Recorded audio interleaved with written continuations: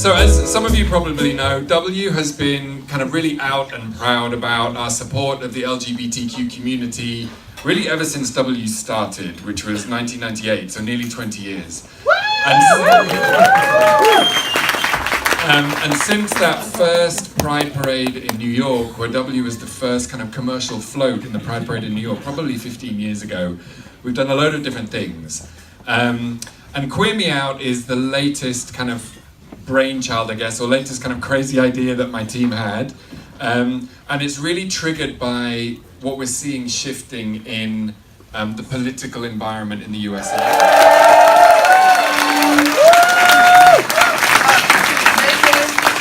Mayday, can you please close your legs? We're getting some feedback.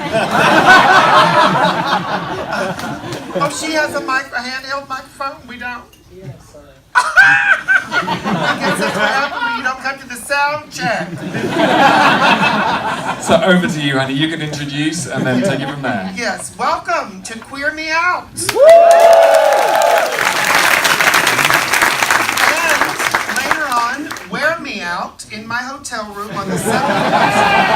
Okay, nobody wants it. Maybe it's the hashish and I forgot how much sex I have had. Now you know that I'm the moderator of the panel and I'm also crazy. So we're gonna make this fun. And sometimes serious. But I am Lady Bunny, I'm the moderator. I'm here to introduce the guests and tonight's topic in the first ever Queer Me Out outside of the US. Yes, this is the first international Queer Me Out. Because some of us Americans like to get out in the world and let you know that we're not all crazy like some people in our country. You can applaud. We want this to be an interactive panel where we all have fun, okay? So come on. Tonight's topic is Reality Check, where we will explore ratings, rebellion, and the politics of drag in the mainstream.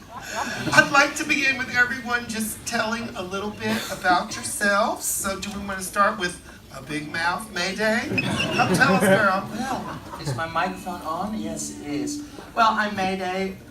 Most of you know me, of course. I'm doing drag in Amsterdam for 28 years. I'm that old.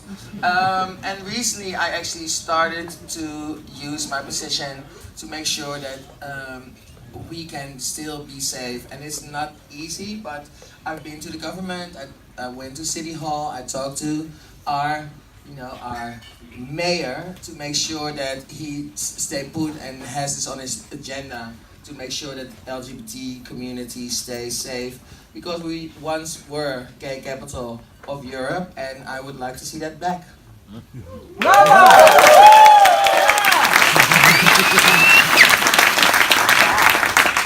Next up we have Kimchi.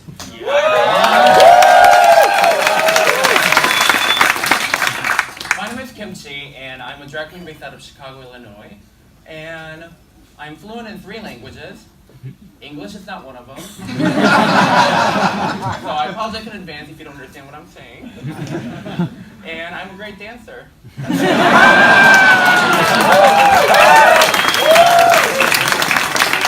Put another way, what the fuck are you?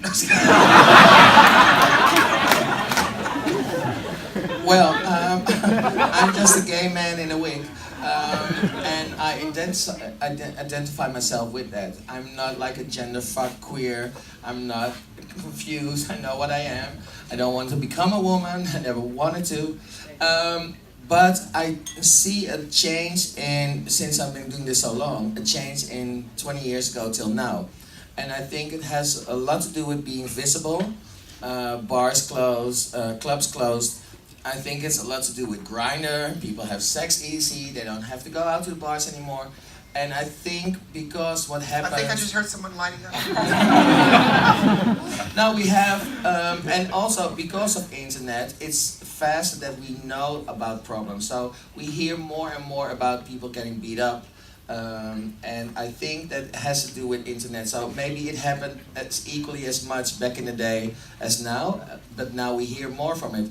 And I think it's disturbing that we hear a lot of it. You're hearing more bashings. More bashings, more name calling, more intimidations. And it's not just gays, it's lesbians, transgender, women also.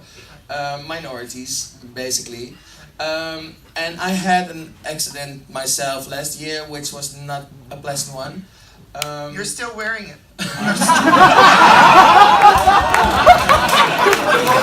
sorry. Oh, you're so horrible, Bob the drag queen.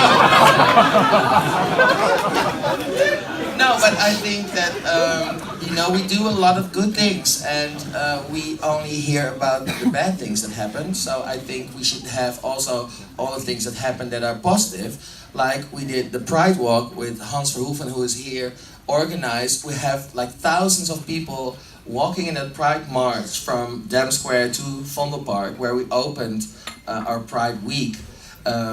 And I think we need to be more visible in everything we do, because we had the walking hand in hand walk as well.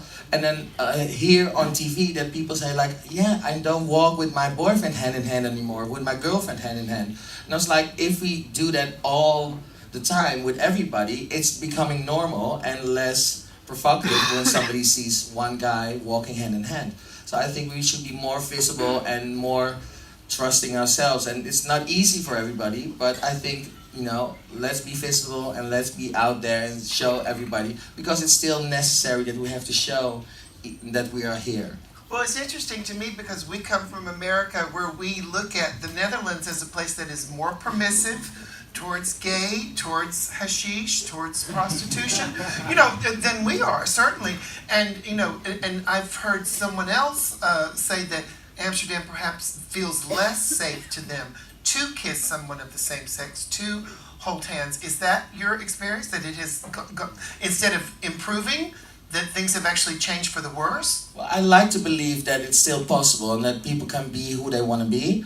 But I also feel the tendency that people hold back in showing affection or walking hand in hand or kiss somebody outside of the normal areas where we're like, oh, we're safe. It's like gay area, gay streets, and it should be everywhere. I mean, not just in the center of... I think that's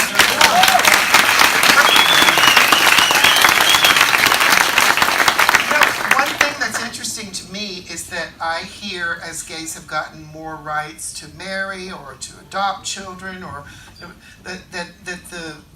or maybe, as you said, because of Grindr, we're losing some of the gay clubs and we're losing some of the safe spaces. And maybe online they're not as important to us because we're following who we like on Instagram or whatever. But it's not the same as being together. And someone just here, as many younger people will often tell me, I go out to straight clubs. Well, honey, I'm glad that you have the freedom to feel that that's okay. But if the gay spaces are closing because you're only going to straight spaces, plus my fear as someone that has partied all over the world is that I would go to some straight space, feel safe, get really drunk, come on to the wrong guy, and boof, I would be looking for that gay safe space very quickly, because it's like, It happens here too, and we mix, and it's fine.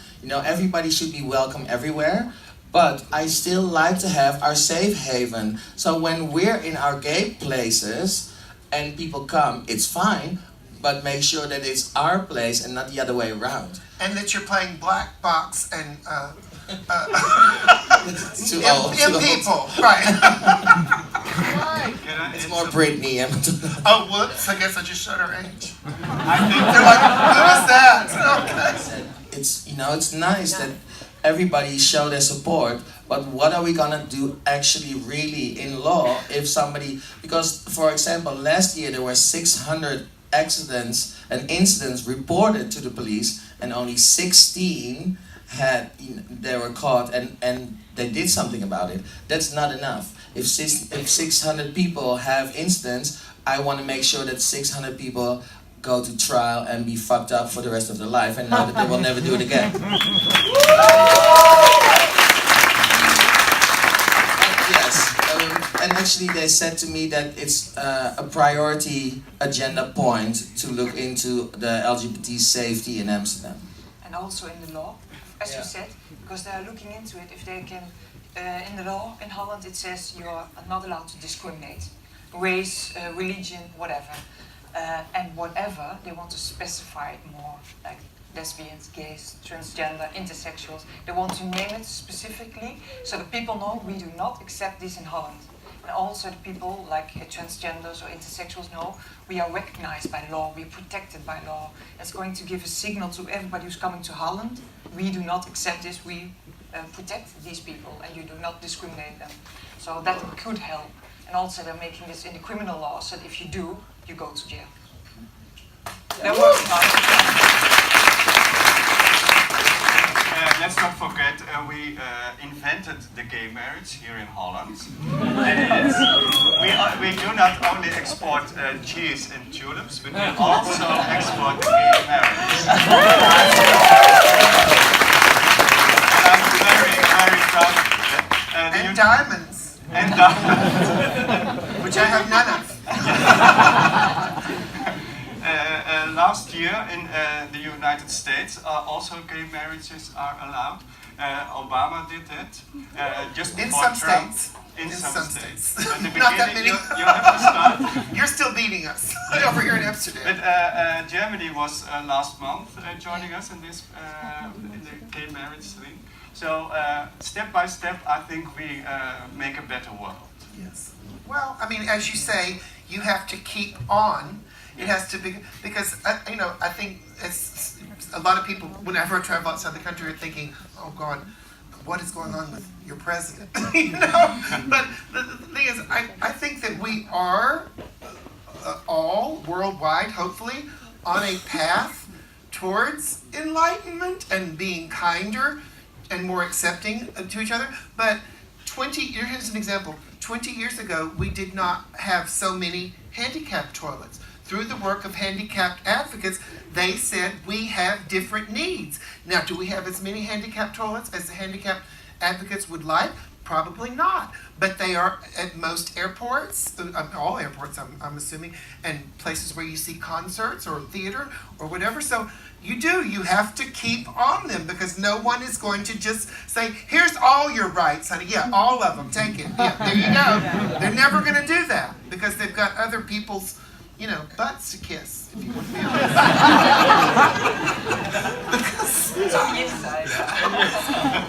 Look how big they have to make the font for me to read. You're ageist. Don't age shame me. Okay, we did that one already. Okay. Let's talk about drag! What role do you think drag has played in the gay community? Kimchi? God, so I guess to share my experience and how I became a drag queen and why I love it so much is, growing up as a young kid, I've always been fascinated by women's fashion. Not that men's fashion is not interesting, but like in terms of silhouette, men's fashion is a lot more challenging, right? Right. So growing up in a small town, like reading through the pages of Vogue or watching Victoria's Secret fashion show, I've like idolized all these women who could dress very fashionable. So my idea of like incorporating that fashion into me was just wearing like a flouncy scarf and going to school. And Was wearing a what? Flouncy scarf. Okay. And then having like all the kids who were like, what the fuck are you wearing, you faggot? And then getting beat up like in the benches after school. And then, so I kind of like put the whole idea of like fashion aside for a while, and then I moved to the big city.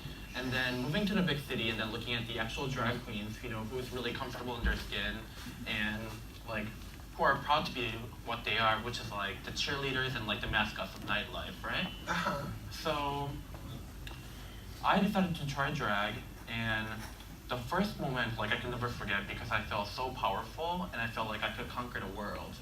I didn't look very good, but And you did, honey. You're in Amsterdam, baby. yeah.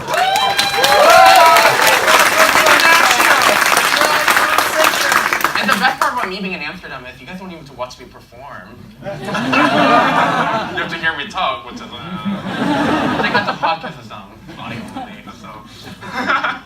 But anyway, so I'm getting like off track here.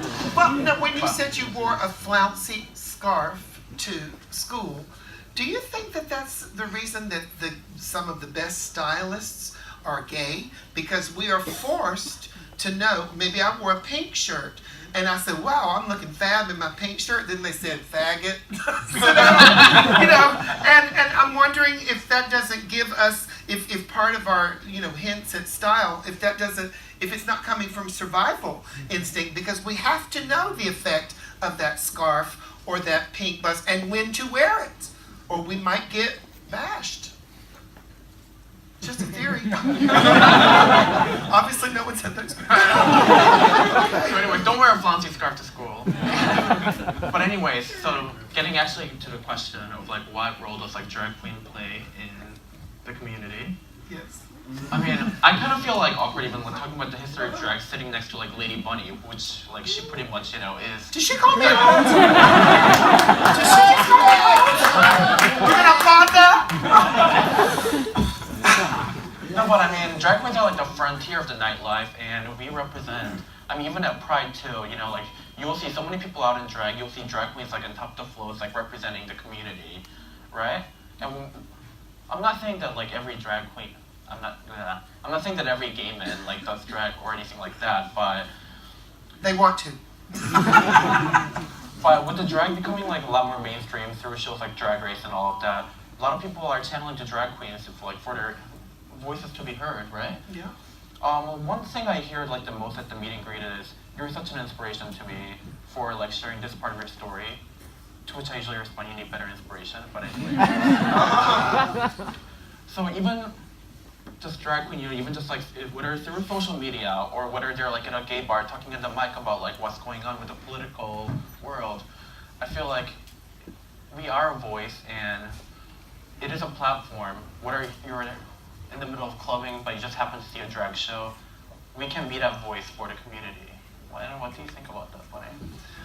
Well, in the U.S., the quest for gay rights started at the Stonewall Uprising in New York City. No, I'm not old enough to have been there. It was in 1969. I was not born. Good night. No. But yes, it was the drag queens and the transgender people, sometimes just street people, who got up and said to the police or the mafia that was running. Judy Garland had just died too, so that was like the Madonna or the Britney Spears. Who do you like today? Lady Gaga? Ariana Grande? Please tell me not Selena Gomez.